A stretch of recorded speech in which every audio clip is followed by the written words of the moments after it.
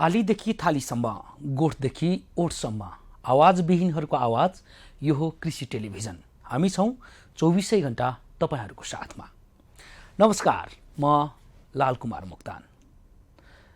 कार्यक्रम हेलो किसानमा दर्शकवृन्द तपाईँलाई स्वागत छ। हामी हेलो किसानमा हरेक दिन किसानका गतिविधिलाई उजागर गर्ने प्रयत्न गर्छौँ र सँगसँगै किसानसँग विज्ञका कुरा, किसानका जनप्रतिनिधिको कुरा हामी सधैँझै राख्ने गर्दछौँ। आजको श्रृङ्खलामा पनि हामीसँग एकजना किसानकै प्रतिनिधित्व गर्ने व्यक्ति हैमाज हुनुहुन्छ। संविधान सभाका सदस्य समेत हुनुहुन्छ उहाँ दीपक कुइकेल। काठमाडौँ क्षेत्र नम्बर 2 हो उहाँको क्षेत्र र समग्र काठमाडौँ क्षेत्र नम्बर 2 को कृषि क्षेत्रको अवस्था र काठमाडौँ क्षेत्र नम्बर 2 मा कृषि र किसानको लागि सम्भावना र चुनौतीका विषयमा हामी आज कुराकानी गर्छौँ। र काठमाडौँ क्षेत्र नम्बर 2 क्षेत्रभित्रका एउटा हामी किसानका सफलताको कथा प्रस्तुत गर्छौँ कार्यक्रमको शुभारम्भमा।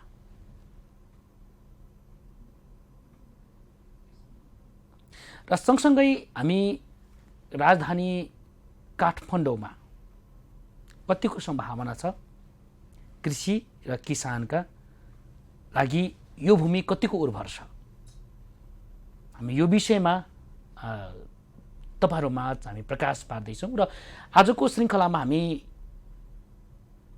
हाम्रो अतिथि दीपक कुइकेल हुनुहुन्छ। म उहाँलाई स्वागत गर्छु। स्वागत छ यहाँलाई। हस्, धन्यवाद भाइ। सन्चै हुनुहुन्छ? सब ठिक छ। आजभोलि केमा व्यस्त हुनुहुन्छ?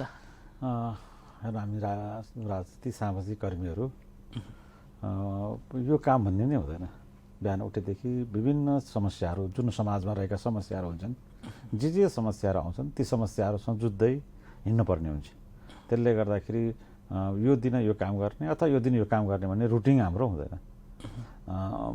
समाजमा जे समस्याहरू देखिन्छन् तिनीहरूलाई सम्बोधन गर्दै तिनीहरूका समाधानको उपायहरू पहिल्याउँदै हामी हिँड्नुपर्ने हुन्छ।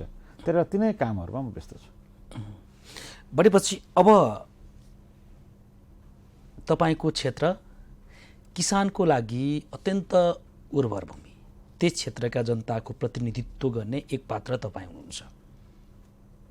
कृषिमा कतिको सम्भावना छ? हेर्नु, अब त्यो काठमाडौँ क्षेत्र नम्बर 2 विशेष गरी मनहरा नदी र बागमती नदीले सिंचित गरेको क्षेत्र, उपत्यकाको अत्यन्त महत्त्वपूर्ण 2टा नदीहरूले सिंचित गरेको क्षेत्र र उतापट्टि माथिदेखि नै शिरदेखि तलसम्म शङ्खमूलसम्म त्यो क्षेत्र पर्छ र हिजोको दिनमा अत्यन्त उर्वर भूमि रहेको र लगभग काठमाडौँ उपत्यकाको धेरै उत्पादन, विशेष गरी तरकारीमा ठिमी बोडीदेखि लिएर जुन तरकारी उत्पादनको अवस्था थियो त्योदेखि लिएर माथिसम्म धान खेतीदेखि लिएर मकै, कोदो, फापर, इस्कुसदेखि लिएर विभिन्न खेतीहरूको हुने ठाउँहरू। शङ्करापुर नगरपालिका त्यहाँ पर्छ, जहाँ कि अत्यन्त अहिले पनि आलु खेती, साँखुको आलु, साँखुको चिउरा, साँखुको चामल भनेपछि असाध्यै महत्त्वपूर्ण छ। त्यसै गरी नाङ्ले बारे पटापहरूतिर धान खेतीहरू अहिले पनि हुन्छ, 2 बाली धान खेतीहरू हुन्छ। तर अत्यन्त उर्वर ठाउँहरू हो। त्यसमा फलफुलको पनि प्रशस्त मात्रामा सम्भावना भएको क्षेत्र हो। त्यो अत्यन्त सम्भावना भएको क्षेत्र। अब क्रमिक रूपमा ती उर्वर भूमिहरू मासिँदै गएको अवस्था छ। राज्यले सही ढङ्गबाट त्यसलाई सम्बोधन गर्न सकेको छैन। उर्वर भूमिलाई कसरी अझ बढी उर्वर बनाउने र किसानहरूलाई कसरी लाभ दिने भन्ने बारेमा राज्य किसिम उदासीन भएको देखिन्छ। राज्यले के छ भनेदेखि विकास भनेको सडक हो, विकास भनेको घरहरू हुन् र भौतिक पूर्व संरचनाहरू, ठुल्ठुला महलहरू भन्यो भने विकास हुन्छ भन्ने मान्यता राज्यले राखेर हिँडेको देखिन्छ। मान्छेहरूमा सोच पनि त्यस्तै देखिन्छ। तर यथार्थमा के छ भनेदेखि हामी खाद्यान्न, जब कृषि यदि राम्रो भएन भने मानिसहरूले खानुपर्छ। खाद्यान्न उत्पादन राम्रोसँग हुन सकेन, सही ढङ्गबाट खाद्यान्न उत्पादन हुन सकेन भने मान्छेको जीवन अत्यन्त दर्दनाक र दुःखमय हुन सक्छ।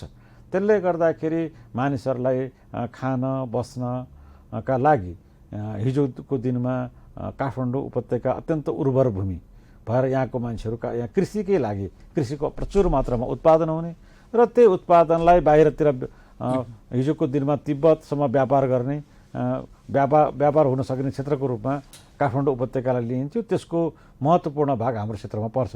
तर अहिले के छ भनेदेखि विशेष त्यो कङ्क्रिटको जङ्गल हुँदै गएको छ। त्यसले गर्दाखेरि अब त्यसलाई सम्बोधन गर्नका लागि 3 तहको सरकारहरू, स्थानीय सरकार, नगरपालिकाहरू, प्रदेश सरकार र केन्द्रको सरकारहरूले सही ढङ्गको योजना बनाएर त्यसलाई अगाडि लिएर जानुपर्छ। तपाईँ डाँछीको मान्छे, जुन तपाईँकै क्षेत्रभित्रको कागेश्वरी मनोहरको जुन तल फाँटहरू छ, चाँगु नारायणभन्दा पारी जुन फाँटहरू छ, त्यहाँ चाहिँ किसानहरू यसरी चाहिँ व्यावसायिक खेतीमा लागेका छन् कि त्यो जमिन नै अस्तव्यस्त छ। त्यसको लागि चाहिँ कसरी तपाईँहरूले चाहिँ जुन जनप्रतिनिधिको हैसियतले तपाईँले कसरी चाहिँ प्राथमिकता दिइरहनु भएको छ? अब मैले अघि नै भने के छ भनेदेखि सही ढङ्गको योजनाहरू नीति निर्माणमा तहको रहेको मान्छेहरूको रहेन। विकास भनेकै बाटोघाटो बनाउने, भौतिक पूर्वाधार, ठुल्ठुला महल बनाउनेमा मात्रै रह्यो। तर किसानहरूलाई राहत दिने, किसानहरूलाई सही ढङ्गबाट व्यवस्थापन गर्ने र उनीहरूलाई बजारसम्म पुग्ने, सहज ढङ्गबाट बजारमा लिएर जाने, त्यस किसिमको योजनाहरू हुन सकेन।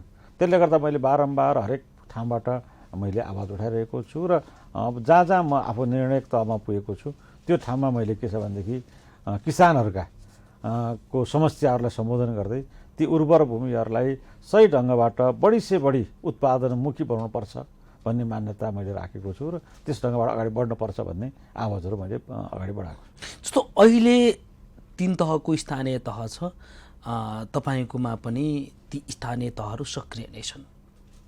तर त्यो स्थानीय तह अहिले जनप्रतिनिधिहरू किसानको हितमा कसरी काम गरिरहनु भएको तपाईँले पाउनु भएको छ? हेर्नु, मैले भने त अघि नै पनि तपाईँलाई भने अब अहिले जनप्रतिनिधिहरू जो निर्वाचित भएको साथीहरू हुनुहुन्छ, मैले के छ भनेदेखि उहाँहरूले लागिराख्नु पनि भएको होला। तर अहिले मैले मान्छेको सोचमा मान्छेको के छ भनेदेखि भौतिक पूर्वाधारहरू नै विकास हो भने सोच हो। त्यो सोचमा परिवर्तन ल्याउनुपर्छ। त्यो सोचमा जबसम्म हामी परिवर्तन ल्याउन सक्दैनौँ, जनप्रतिनिधिहरू भनेको नि त्यो समाजका उपजहरू हुन्। समाजमा विकास भनेको के त ठुल्ठुला महल बन्ने र ठुल्ठुला बाटाघाटा बन्ने मात्रै के छ विकास भन्ने कुरो हो। विकास भनेको मूलभूत रूपमा कृषि उत्पादनहरू पनि विकासको सही ढङ्गबाट कृषि उत्पादन गर्ने, राम्रो कृषि उत्पादनहरू गर्ने, त्यहाँका समस्याहरू सम्बोधन गर्ने र उर्वर भूमिहरूलाई जगेर्ना गर्दै अगाडि बढ्ने र त्यसलाई हरियाली कायम राख्ने सोचको साथ हामी अगाडि बढ्न सक्यौँ भने अर्थतन्त्रको मेरुदण्ड नै कृषिलाई मानिन्छ। अर्थतन्त्रको मात्रै मेरुदण्ड होइन, मान्छेको जीवनको मेरुदण्ड हो कृषि भनेको। अर्थतन्त्र मात्रै होइन, कृषिमा मान्छेको जीवन गाँसिएको हुन्छ। तपाईँ अरू चिजहरू नभए पनि मान्छे चल्छ, तर मान्छेको जीवनमा खाना नभए त चल्दैन नि। मान्छे खाना त खानु पऱ्यो। खाना कहाँबाट उत्पादन हुन्छ? खाना त उत्पादन गर्नलाई कृषि उपज हुनु पऱ्यो नि त। त्यसले गर्दाखेरि त्यो अर्थतन्त्रको मात्र होइन, मान्छेको जीवनसँग गाँसिएको विषय हो। अर्थतन्त्र त पछि दोस्रो चरणको कुराहरू हो। मान्छेको लागि के का लागि मान्छेले मिहिनेत गर्छ? दिन रात मान्छेले के का लागि मिहिनेत गर्छ? खानाको लागि हो नि त, होइन? त्यो खाने कहाँबाट प्राप्त हुन्छ? कृषिबाट प्राप्त हुन्छ नि। त्यसले गर्दा जहाँ कृषकहरूलाई सम्मान गर्न सकिँदैन, जहाँ कृषकहरूलाई मर्यादा गर्न सकिँदैन, जहाँ कृषकलाई मर्यादा गरिन्छ त्यहाँ जीवन बलियो हुन्छ। अर्थतन्त्र मात्रै बलियो हुने होइन, मान्छेको जीवन पनि बलियो हुन्छ। उसले राम्रो ढङ्गबाट विषादी प्रयोग नगरिकन कृषि उपज उत्पादन गर्न सक्यो र त्यसलाई सही ढङ्गबाट व्यवसाय गर्न सक्यो भने अर्थतन्त्र पनि बलियो त भइ नै हाल्छ। तर मान्छेको जीवन बलियो हुन्छ कि जीवन बलियो भयो भने मान्छेले कर्म गर्न सक्छ, कर्म गर्यो भने अर्थतन्त्र त्यसै बलियो हुन्छ। हामीले सजिलो भाषामा भन्नुपर्दाखेरि अहिलेको कृषि नीति, कृषि व्यवस्था कस्तो लाग्छ तपाईँलाई? किसानको हितमा छ? हेर्नु, किसानको हितमा भन्दा पनि अहिलेको कृषि नीति कुन शैली छ तपाईँ हेर्नुहोस्। अहिलेको सरकारले मलै ल्याउन सक्यो। मल धान रोप्ने बेलाको मल गहुँ काट्ने बेलासम्म पनि आइपुग्दैन, होइन? गहुँ रोप्ने बेलासम्म आइपुग्दैन, गहुँ उत्पादन गर्ने बेलासम्म आइपुग्दैन। एकदम गहुँको र सुन्नु न, मल खादको मात्रै कुरा मैले गरिनँ। मान्छेले के छ भनेदेखि बिउ बिजनहरू पनि हामीले के गर्यौँ? अहिले बिउ बिजन, उन्नत बिउ बिजन भनेर हाइब्रिड बिउ बिजनहरू लगाउन सुरु गऱ्यौँ। त्यसबाट बिउ बिजन उत्पादन हुँदैन र बिउ बिजन पनि कहाँबाट आउँछ, कसरी आउँछ होइन। र ती बिउ बिजनबाट धान रोप्यो भुस मात्रै फल्ने, मकै रोप्यो खोया मात्रै फल्ने होइन। अब नीति कस्तो रहेछ अब मैले तपाईँलाई भनिराख्नु पर्यो। त्यो नीतिले सही ढङ्गबाट सम्बोधन गरेको भए धान रोपेको ठाउँमा अझ राम्रो धान फल्थ्यो होला होइन। मकै रोपेको ठाउँमा अझ राम्रा मकैका दानाहरू उत्पादन हुन्थ्यो होला र हामीले आफैले बिउ बिजन उत्पादन गर्न सक्ने सामर्थ्य बन्थ्यो होला। बिउको लागि पनि हामी परनिर्भर हुने, मलका लागि पनि परनिर्भर हुने। अनिखेर बिउ कहिले आउँछ भने थाहा छैन, आएको बिउको क्वालिटी के छ भने थाहा छैन। मल रासायनिक मलमा निर्भर रहने, रासायनिक मल नहाले भने उत्पादन नहुने, रासायनिक मल कहिले आउँछ भन्ने कुरो पनि थाहा छैन। त्यसले गर्दा हामीले न प्राकृतिक मल बनाउन सक्यौँ, यी उत्पादन गर्ने मलसँग सकिन्छ। हामी फोहोर व्यवस्थापन गर्न सकेनौँ भनेर राजधानीमा सहरहरूमा फोहोरको व्यवस्थापन गर्न सक्दैनौँ। त्यो फोहोरबाट बन्ने मल निर्माण गर्न सक्दैनौँ नेपाल। त्यसले गर्दाखेरि सुन मैले भने त्यसले गर्दाखेरि हामीले सरकार त निर्माण गऱ्यौँ तर सरकारले नीति बनाउन सकेन। सरकार त के छ, जनताले एकचोटि मत हालेर पठाइसकेपछि 5 वर्षसम्म त्यो सरकार टिक्ने र त्यो सरकारले आफ्ना जनताहरूका लागि महत्त्वपूर्ण काम गर्ने। अझ कृषि क्षेत्रमा त अझ बढी पहिलो काम मैले भने जीवनसँग अर्थतन्त्रसँग मात्रै गाँसेको विषय होइन। मैले तपाईँलाई सुरुमै भने यो मान्छेको जीवनसँग गाँसेको विषय हुनाले पहिला चाहिँ के गर्नुपर्थ्यो त कृषिमा ध्यान दिनु पर्थ्यो।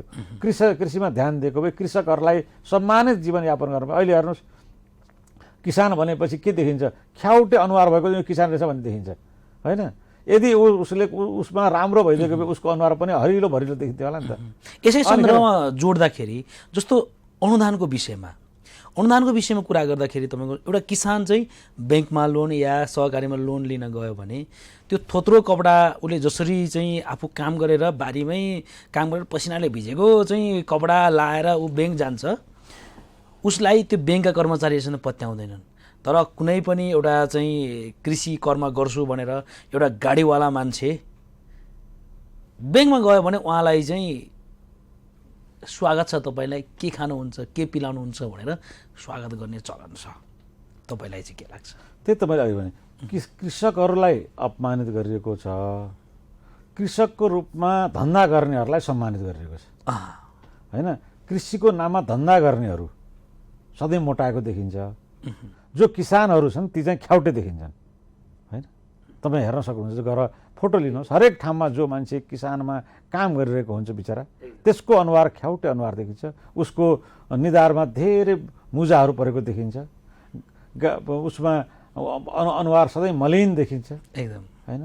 तर के छ भनेदेखि उसले हरेक व्यक्तिको जीवनमा उसले ठुलो काम गरिरहेको हुन्छ, अन्न उत्पादन गरिरहेको हुन्छ, मान्छेको जीवनलाई उसले दान दिइरहेको हुन्छ। तर उसको अनुहार के हुन्छ त ख्याउटे हुन्छ, उसको अनुहार के हुन्छ त दुखित हुन्छ। तर जो मान्छे तपाईँको त्यही किसानको नाममा व्यवसाय गरेको हुन्छ, एउटा किसानले उत्पादन गरेको तरकारी अथवा खाद्यान्न उसले उत्पादन गर्दाखेरि 10 रुपियाँ पाउँछ भने बजारको त्यसको रेट 50 रुपियाँ हुन्छ। 40 रुपियाँ बजारमा के छ भनेदेखि बिचका बिचौलिया खान्छन्, उनीहरू छुटेर पुटेरबाट हिँडेका हुन्छन्। त्यो मार्केट त्यहाँ उसँग पुगेको छैन। किन्ने जनता पनि ठगिरहेको अवस्था छ, उत्पादन गर्ने व्यक्ति पनि के छ त ठगिरहेको छ, जो उपभोग गर्छ त्यो पनि ठगिएको अवस्था छ, जो उत्पादन गर्छ त्यो पनि ठगिरहेको अवस्था छ। यसरी के छ भनेदेखि समन्वय भएको छ, तपाईँहरूले देखिराख्नु भएको छ। त्यसले गर्दा यस्तो खालको नीति कस्तो होला त भनेर मैले अहिले भनिराख्दाखेरि तपाईँको के छ भनेदेखि यसको उत्तर आफैमा आउँछ, व्यवहारबाट देखिन्छ। हामीले अहिलेसम्म लिएको कृषि नीति गलत छ, त्यसले सही ढङ्गबाट काम गरिरहेको छैन, त्यसले कृषिको नाममा धन्दा गर्नेहरूलाई फाइदा गरेको छ, कृषिको नाममा कृषकहरूलाई चाहिँ त्यसले राम्रो ढङ्गबाट सम्बोधन गर्न सकेको छैन। सरकार त काम चलाउ अवस्थामा हिजोदेखि भइसकेको छ होइन, किनकि सर्वोच्च अदालतको जुन फैसलापछि जुन यसअघिका कृषि मन्त्री घनश्याम भुषाल हुनुहुन्थ्यो, अहिले पद्म अर्याल हुनुहुन्छ। त्यतिखेर उहाँले के भन्नुभएको थियो भनेदेखि जुन उहाँले त लामो समय चलाउनु भयो पनि, उहाँले अब नेपालका गरिब किसानका छोराछोरीले दिनका 5 पटक खान्छन्। कोही गरिब कोही चाहिँ खाना नपाएर मर्नु पर्दैन, भोका बस्नु पर्दैन भनेर उहाँले भन्नुभएको थियो। र कोरोनामा पनि धेरै किसिमका चाहिँ जुन सडकमा आम नागरिक चाहिँ भोको पेट लिएर खाली थाली हातमा लिएर आएको दृश्यहरू पनि देख्यौँ। जुन हामीले 2/3 सरकारको नेतृत्वमा अहिले पनि प्रधानमन्त्री केपी शर्मा ओली हुनुहुन्छ र हिजोदेखि उहाँ काम चलाउ बन्नुभएको छ। तपाईँले समग्रमा यस्ता किसिमको जुन नारा लिएर अहिले सरकार जसरी आएको थियो त्यो पुरा हुन नदिएको हो कि यो पुरा गर्न नसकेको हो, के लाग्छ? हेर्नुहोस्, अब उसले कुराले चिउरा भिज्दैन भन्ने उखान्छ। चिउरा भिज्नलाई के चाहिन्छ त? दही चाहिन्छ अथवा पानी चाहिएन। अब कम्युनिस्टहरूले जुन जनताका बिचमा हामी किसानका नेता, हामी मजदुरका नेता, होइन, हामी गरिबहरूका नेता, हामी सर्वहाराका नेता भएर भोट लिए, होइन। तर व्यवहारमा के गरे त? उनीहरूले गरिबका नेता बनाए, सबभन्दा गरिब कायम राखिरहनुपर्छ भन्ने मान्यता बनाए, होइन। गरिबका नेता भएपछि गरिब सिद्धिएपछि गरिब नेता हुनु त पाइएन। त्यो गरिबी कायमै राखिरहनुपर्छ भन्ने मान्यता बनाए र ठुल्ठुला गफहरू गरे। तर व्यवहारमा के गरे त? 3 वर्ष सरकार चल्यो, स्थानीय सरकार कम्युनिस्टहरूको बहुमतको छ, प्रदेश सरकारमा 7वटा प्रदेशमा 6वटा सरकार नेपाल कम्युनिस्ट पार्टीको नेतृत्वमा छ, केन्द्रीय सरकार कम्युनिस्ट पार्टीको नेतृत्वमा छ। आजका दिनसम्म उनीहरूको के छ भनेदेखि पार्टी एउटै छ। काम चलाऊ भन्नुहोस् अथवा उन भन्नुहोस्, यो के छ भनेदेखि गैर जिम्मेवार सरकार भन्छु म। कम्युनिस्ट पार्टीले जनताको मतलाई अपमान गरेर कोरोनाका बीचमा सत्ताको लुसाचिन्डी गरेर 1 वर्षदेखि, गत फागुन महिनादेखि आज 1 वर्ष भएको छ, विशुद्ध रूपमा उनीहरूले के छ त भनेदेखि सत्ताको झिनाझम्टीमा को प्रधानमन्त्री हुने, को मन्त्री हुने, को पार्टी अध्यक्ष हुने, कसको भागमा कतिजना मन्त्री राख्ने, कति थान मन्त्री राख्ने भन्ने बाहेक केही गरेन। हुँदा के गरे त 2 महिना अगाडि भएको संसदलाई पनि लात्ती हानेर फ्याल्ले, र अदालतले के छ भनेदेखि यसरी फाल्न पाइँदैन भनेर हिजो फैसला गरे। तर के छ, यसरी अदालतले पनि पाइँदैन भन्यो र यसरी फाल्दा पनि आजका दिनसम्म कुनै निर्णय भइरहेको अवस्था मैले पाएँ। तर पनि तपाईँलाई थाहा छ, सरकारले यो दाबी गरिराखेको छ कि हाम्रो सरकार जनमुखी सरकार छ, हाम्रो सरकार किसानमुखी सरकार छ, हाम्रो सरकार गरिब जनतामुखी सरकार छ भनेर उहाँहरूले दाबी गरिरहनु भएको छ। होइन, जनतातिर हेर्ने हो उहाँहरू, मुखी भने त्यो नि त, जनतातिर हेरिराख्ने कि जनतालाई काम गर्ने सरकार भने उहाँहरूले भनेको कुरो सही कुरो हो। किसानमुखी भने किसानतिर हेरिराख्ने, किसानको मुख हेरिराख्ने, त्यो किसानलाई केही गर्नु पर्दैन। जनतामुखी भनेको जनताको मुख हेरिराख्ने, जनतालाई केही गर्नु पर्दैन। देखिहाल्नु नि कोरोनाको बेलामा औषधिमा पनि भ्रष्टाचार गरे, होइन, तपाईँहरूकै मिडियाहरूबाट आएको होइन छ्यापछ्याप्ती रूपमा, एकदम, होइन। उसको किसानहरू, जनताहरू, मजदुरहरू खान नपाएर भोकभोक हिँड्या, होइन। मान्छेहरू हिँड्नका लागि एकजना पनि यहाँ कोरोना देखिएको थिएन। सबै लकडाउन गरेर पूर्वका मान्छे पश्चिम कञ्चनपुरसम्म खाली खुट्टा हिँडेको पनि तपाईँले देख्नुभयो नि त। सरकार कहाँ थियो त्यो बेलामा? उहाँहरू कहाँ हुनुहुन्थ्यो भन्दाखेरि पुरा झिनाझम्टीमा लाग्नुभयो, पुरा सत्ताको झिनाझम्टी लाग्यो। त्यो किसानलाई उहाँहरूले देख्नु भएन, त्यो मजदुरलाई उहाँहरूले देख्नु भएन, होइन। उहाँहरूले हेरिराख्नु भएको छ, उहाँ जनमुखी भने हेरिराख्ने, त्यसको मुखतिर मात्रै हेरिराख्ने, त्यस किसिमको सरकार उहाँहरूले चलाउनु भएको छ, त्यसको नेतृत्व उहाँहरूले गर्नुभएको भन्नुहुन्छ। त्यसले गर्दाखेरि अहिले के छ भनेदेखि जनताहरूले बिस्तारै बुझ्दै गएको छ। तर हिजोको दिनमा तपाईँहरूको सरकार हुँदाखेरि तपाईँ नेपाली कङ्ग्रेसको एउटा जिम्मेवार नेता पनि हुनुहुन्छ। हिजोको दिनमा तपाईँको सरकार आउँदाखेरि पनि खासै जनताले अनुभूति हुने गरेर काम त गर्न सक्नु भएन भन्ने तपाईँलाई पनि आरोप छ नि? हो, आरोप छ। त्यसको कुरो बारेमा के छ भनेदेखि म धेरै टिप्पणी गर्न चाहदिनँ। तपाईँको नेपाली कङ्ग्रेसको 1 महिनाको सरकार जम्मा यो देशमा 2048 सालदेखि 2051 सालसम्म चल्यो। 2048 सालदेखि 2051 साल, त्यो बेलाको लिएको आर्थिक नीति के आधारमा आजसम्म देशमा अर्थतन्त्र अगाडि बलियो भएर गएको छ। त्यो बेलाको बजेटको आकार तपाईँ हेर्नुहोस् कति थियो? त्यो बेलाको बजेटको आकार 1 अरब पनि बजेट थिएन 48 सालमा। 1 खरब बजेट पनि थिएन। 1 खरबको बजेट पनि त्यो बेलामा थिएन। त्यति कम बजेट थियो। राजस्व उठ्दैन थियो, राजस्वको उठाउने उसनै थिएन। आज तपाईँको राजस्वको स्रोतहरूको परिचालन कुन बेला भयो?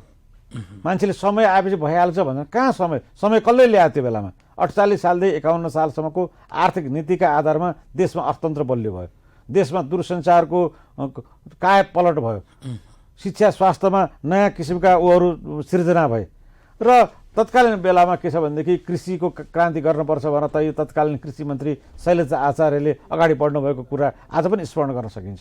शैलजा आचार्यले भन्नुभएको थियो साना साना उद्योग उहरू खोलौँ, यहाँ यसमा के छ भनेदेखि मल कारखाना देशभित्रै खोल्नुपर्छ भनेर कृषिको लागि उहाँले गरेको पहल कदमी आज पनि तपाईँ हेर्न सक्नुहुन्छ। तपाईँ यो कृषि सम्बन्धी टेलिभिजन छ, तपाईँ उत्खनन गर्नुहोस्, आजसम्म कृषि मन्त्रीहरू भएर कसले काम गरे, कसले कस्तो काम गरे तपाईँ हेर्न सक्नुहुन्छ।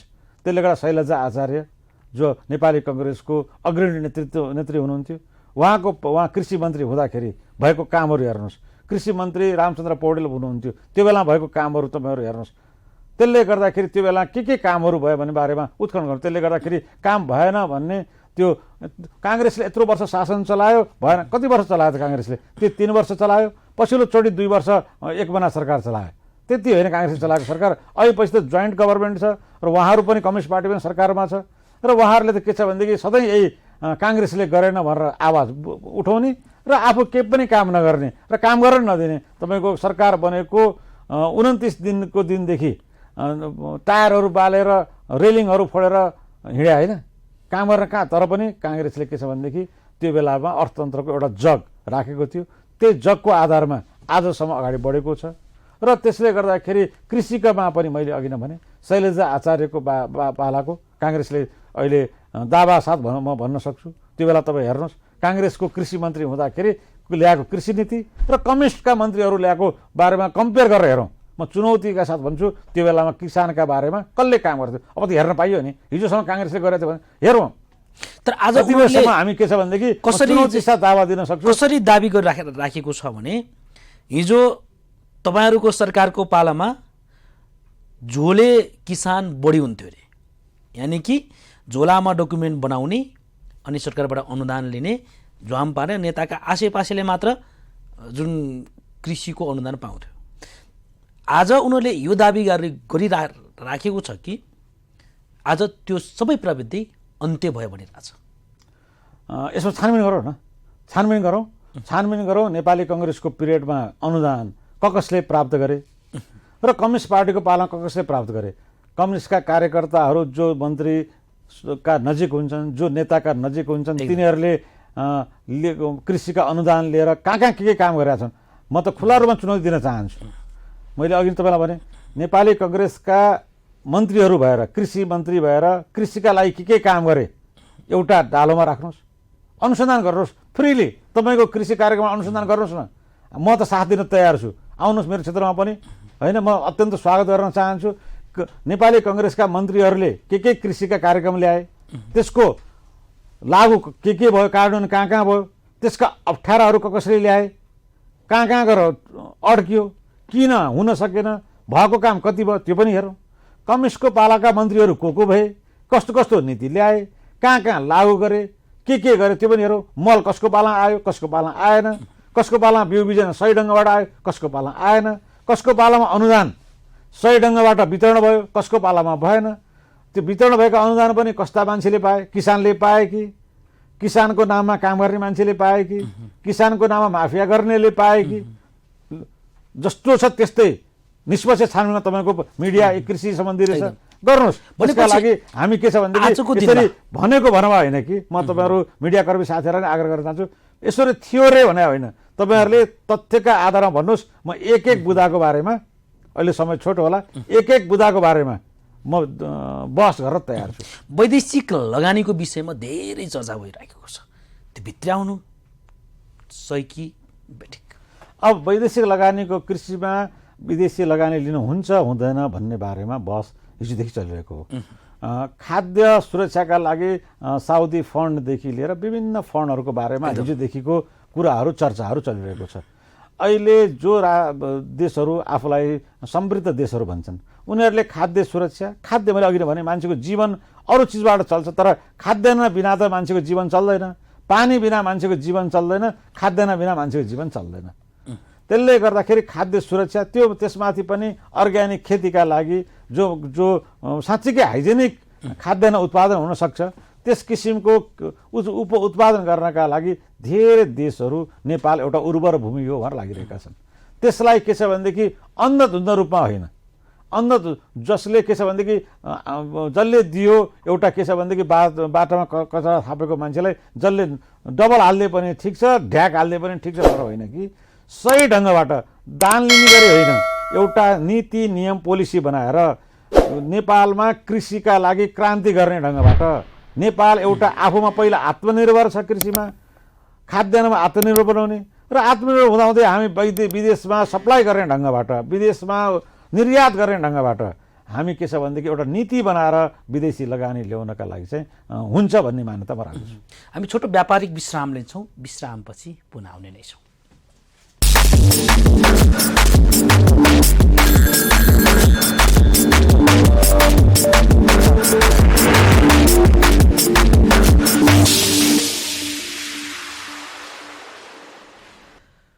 पुनः स्वागत छ कार्यक्रम हेलो किसानमा। हेलो किसानमा हामी हरेक किसानका गतिविधिलाई समेट्ने गर्छौँ र किसानका प्रतिनिधिहरूसँग हामी कुराकानी गर्ने प्रयत्न गर्छौँ र हरेक किसानका गतिविधिलाई हामी बाहिर उजागर गर्ने प्रयत्न गर्छौँ। आजको श्रृङ्खलामा हामीसँग काठमाडौँ क्षेत्र नम्बर 2 का नेपाली कङ्ग्रेसका नेता र संविधान सभा सदस्य समेत हुनुहुन्छ दीपक कुइकेल हामीसँग हुनुहुन्छ। म उहाँसँगको संवादलाई नै निरन्तरता दिन चाहन्छु। पुनः स्वागत छ। हस्, धन्यवाद। अब तपाईँ एक राजनीतिक व्यक्तित्व हुनुहुन्छ। वर्तमान राजनीतिक कुरा जोडिहालौँ, यो राजनीतिलाई तपाईँले कसरी निहालिरहनु भएको छ?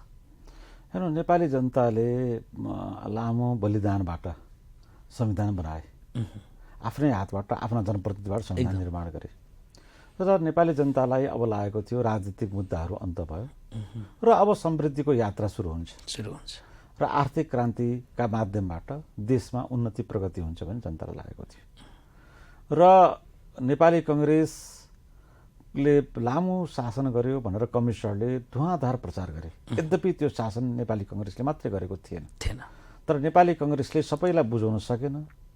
नेपाली कङ्ग्रेसमा को पिरियडमा गरेका कामहरूका राम्रा कामहरूको प्रचार गर्न सकेन। त्यो आधारमा उनीहरूले झ्याली पिटाएर कम्युनिस्टहरू हामी एकढिका हुन्छौँ र यो देशमा रूपान्तरण गर्छौँ, देशलाई काया पलट गर्छौँ भनेर उनीहरूले जनताको मत लिए। जनताले को मत लिने बित्तिकै उनीहरूमा यस्तो किसिमको अहङ्कार प्राप्त भयो कि सम्पूर्ण राज्य उनीहरूको कब्जामा गयो भन्ने र हामीले कब्जा गरिसक्यौँ भन्ने अहमता पलायो र उनीहरूले सुरुदेखि नै संविधानलाई उल्लङ्घन गर्दै गए। राष्ट्रपति बाबाले संसदै शपथै ग्रहण नगरेको प्रधानमन्त्रीलाई प्रधानमन्त्री बनाउन सुरु गर्नुभयो र त्यहाँ संविधानको उल्लङ्घन गर्नुभयो।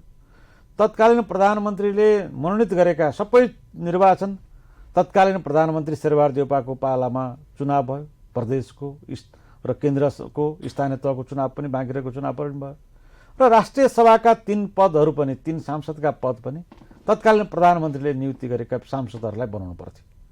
तर त्यो नबनाइकन 15 दिनसम्म होल्डमा राखेर पछि आफ्नो हातले शपथ ग्रहण गराएका प्रधानमन्त्री केपी ओली आइसकेपछि 15 मिनटभित्र उहाँले नयाँ व्यक्तिहरूलाई सांसद बनाउनु र संविधानको उल्लङ्घन गर्न सुरु गर्नुभयो। त्यो बेलामा तमाम कम्युनिस्ट पार्टीका मान्छेहरू, प्रचण्ड, माधव नेपाल लगायतका सबैमा कम्युनिस्ट पार्टीका नेताहरूले त्यसलाई थप्पडी बनाएर उत्साह दिए। हुँदा अन्तिम तल चरणमा अस्ति 5 गते आइपुगेपछि उहाँहरूलाई पनि झापड दिएर केपी ओलीले संसद भङ्ग गर्नुभयो। त्यसले गर्दाखेरि कम्युनिस्ट पार्टीको भित्र रहेको, त्यो पार्टीभित्र रहेका मान्छेहरूको जुन शक्ति र सत्ताको उन्माद छ नि, त्यो चरम रूपमा भएर संविधानमाथि पोख्यो र हिजोको दिनमा अदालतले त्यसलाई सच्यायो र अहिले सच्याइसकेपछि अबको दिनमा कम्युनिस्ट पार्टी कसरी जान्छ? आजका दिनसम्म पनि कम्युनिस्ट पार्टी एउटै छ, त्यही पार्टीको बहुमत छ देशमा। उनीहरूले गर्ने निर्णय के हुन्छ भनेर आम जनताले हेरिरहेको अवस्था छ। भनेपछि जस्तो कि तपाईँको अहिले अब त्यो पार्टी फुटिराखेको छैन, उनीहरूको पार्टी फुटेको छैन र यस बीचमा अब बन्ने सरकार कस्तो बन्ला? के यो सम्भावना कतिको छ? यो दुवै समूह चाहिँ यतापट्टि दाहाल नेपाल समूह र उतापट्टि केपी ओली समूह एक ठाउँमा आएर फेरि पहिलाको जस्तै बहुमतको सरकार बन्छ कि बहुदलीय सरकार बन्छ? कस्तो सरकार बन्छ? अब अहिले उनीहरूले हेर्नुहोस्, उनीहरूले पार्टी फुटाइरहेको अवस्था छैन। पार्टीलाई उनीहरूले के छ भने हामीले त उच्चारण पनि गर्न सक्ने शब्दहरू, हामीले के छ भने एउटा सभ्य समाजमा व्यक्त नै गर्न नसक्ने र सुन्नै नसक्ने शब्दहरू प्रयोग गरेर एकले अर्कोलाई उछितो काट्नु हो।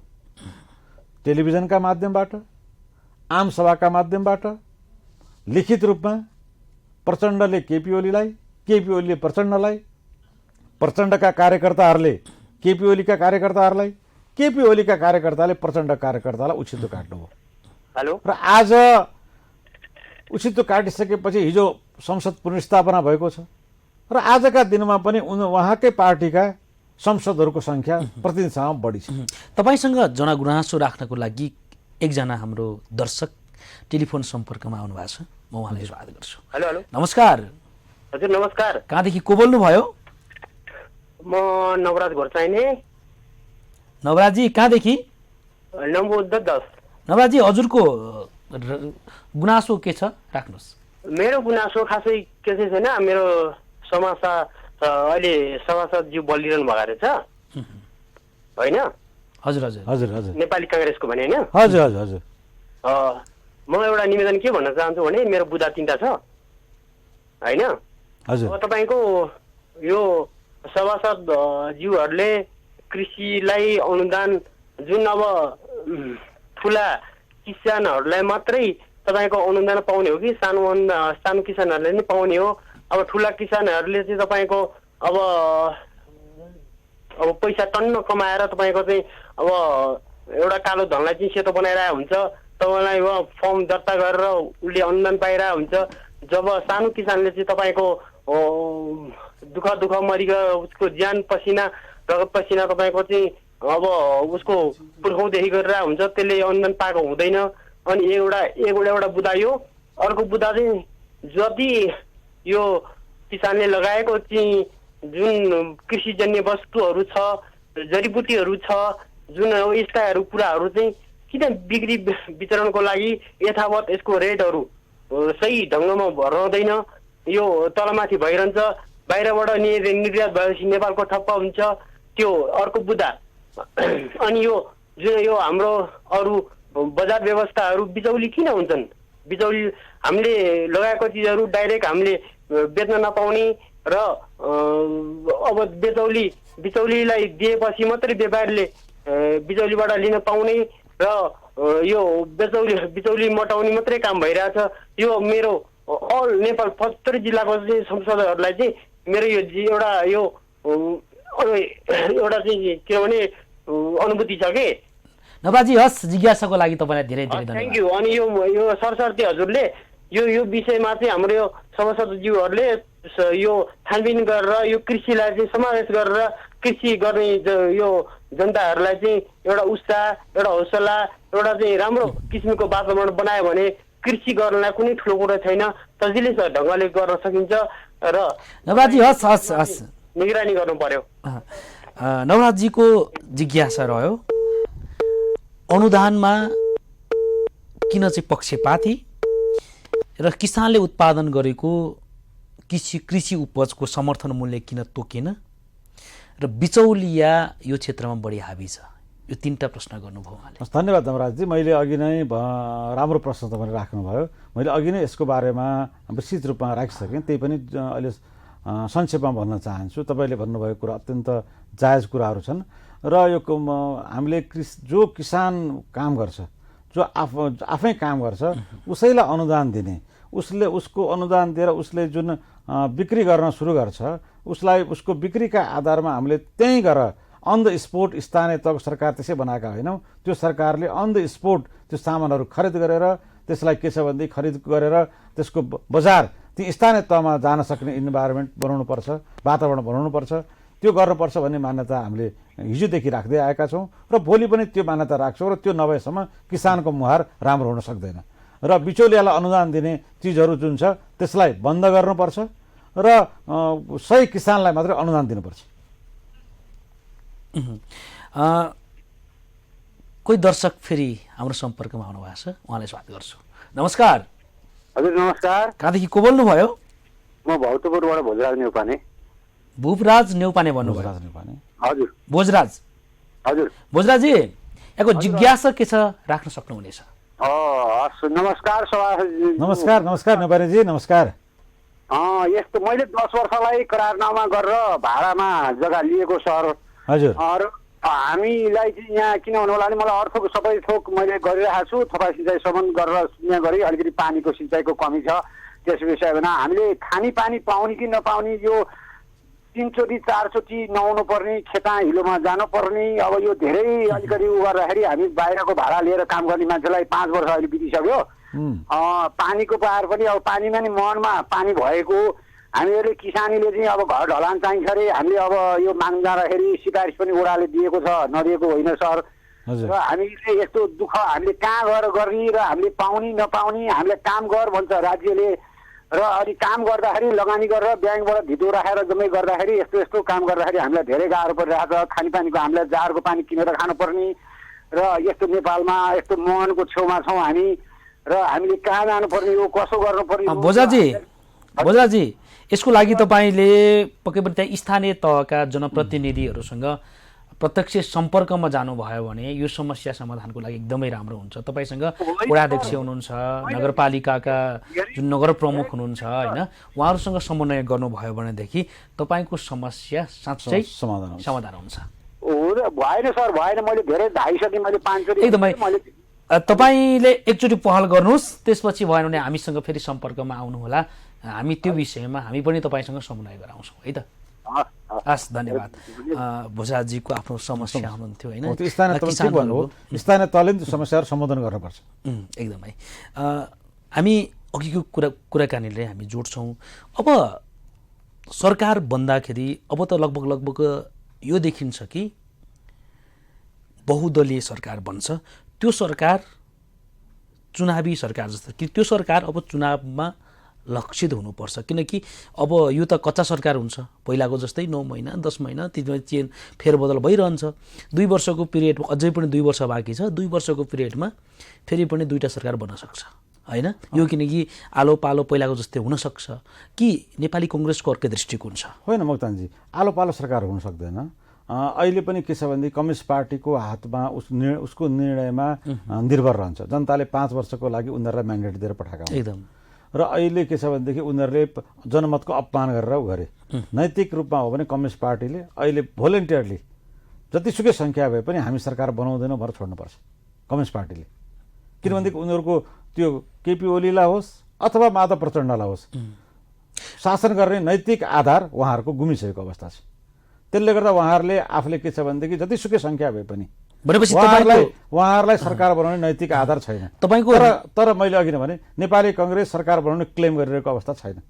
अहिले पनि नेपाली कङ्ग्रेसलाई जनताले 63 सिट मात्रै दिएका छन् र 2 जना सांसदहरू निलम्बित हुनुहुन्छ। 61 सिटहरू मात्रै काङ्ग्रेसको छ अहिले होइन। त्यसले गर्दाखेरि अहिलेको अवस्थामा काङ्ग्रेसले के छ भने सरकार बनाउने दावा गर्ने र बहुमत ल्याउन सक्ने अवस्था, त्यहाँ बहुमत सिद्ध गर्न सक्ने अवस्था छैन। तर पनि नेपाली कङ्ग्रेसको अगाडि उहाँहरूले के छ भनेदेखि हामी सरकार अहिले के छ भनेदेखि हामीले जनमत दिएको हो, हामीले स्याहार्न सकेनौँ भनेर उहाँहरूले अहिले सिलेन्डर गर्ने बेला हो। र उहाँहरूले के छ भने त्यो ढङ्गबाट जानुहुन्छ कि अथवा फेरि के छ भनेदेखि ल सबै जनताले पनि यो असंवैधानिक भने, सबै पार्टीले असंवैधानिक भने, अदालत पनि त्यही निर्णय गरिदियो, हाम्रो त मजा भइहाल्यो। यो त के छ देशी विदेशी शक्ति लाएर हामीलाई फुटाउन खोजेका थिए, हामीले देशी विदेशी शक्तिहरूको उसलाई परास्त गऱ्यौँ र हामी एक आपसमा आत्मालोचना गर्छौँ भन्न पनि बेर लाउँदैनन्। त्यसले गर्दाखेरि त्यो गरेर जान पनि सक्छन्। त्यसले उनीहरूको निर्णय हेर्न दिउँ। उनीहरूको निर्णय के छ भनेदेखि उनीहरूको नैतिक आधार, शासन गर्ने नैतिक आधार गुमाइसकेका छन्। कङ्ग्रेस पर्खर हेरमा हो। अब अहिले काङ्ग्रेसले के छ भनेदेखि कम्युनिस्ट पार्टीको निर्णय के हुन्छ त्यसलाई हेरिरहेको छ। त्यसलाई कम्युनिस्ट पार्टी किन काङ्ग्रेसले जनताले काङ्ग्रेसलाई सरकार बनाउने म्यान्डेट दिएको छैन, प्रतिपक्षमा बस्ने म्यान्डेट दिएको छ। तर कम्युनिस्ट पार्टीले जसलाई म्यान्डेट दियो उसले चाहिँ जनताको माथि अपमान गरिसक्यो, जनमतमाथि अपमान गरिसक्यो। त्यो व्यक्तिको विरुद्ध आजका दिनमा पनि संसदीय दलको नेता परिवर्तन गर्नका लागि अगाडि बढेको देखिँदैन। सर्वोच्च अदालतले निर्णय गरेको 24 घण्टा भइसकेको छ। मैले अहिलेसम्म सूचना तपाईँलाई प्राप्त भएको भए म पाऊँ, नत्र मैले अहिलेसम्म के छ भनेदेखि संसदीय दलको नेता चेन्ज गरेर केपी ओलीलाई चेन्ज गरेर उहाँहरूले हटाएको आशा पाइएको छैन। हिजोको रूपमा पार्टीमा कारवाही गर्यो भन्ने कुरा विभिन्न आयो विघटन गरिसकेपछिको अवस्थामा। तर आजको दिनमा जब पुनर्बहाली भयो त्यसपछि उहाँले कारवाही गरेको र नयाँ सरकार बनाउनको लागि पहल कदमी गरेको एकजना दर्शक फेरि आउनु भएको छ तपाईँसँग। हजुर, आफ्नो जिज्ञासा राख्नको लागि म उहाँलाई स्वागत गर्छु। नमस्कार। हेलो नमस्कार। हजुर नमस्कार। कहाँदेखि को बोल्नुभयो? म नुवाकोट जिल्ला बेलकोटगढी नगरपालिका वडा नम्बर 2 बाट विनोद प्रसाद ढुङ्गाना सर। विनोद प्रसाद ढुङ्गाना भन्नुभयो? विनोद प्रसाद ढुङ्गाना। विनोदजी, हजुर सर। यहाँको जिज्ञासा के छ राख्नुहोस्। मैले नि सर अब 2 वर्ष भयो मैले भैँसी फार्म गरेको।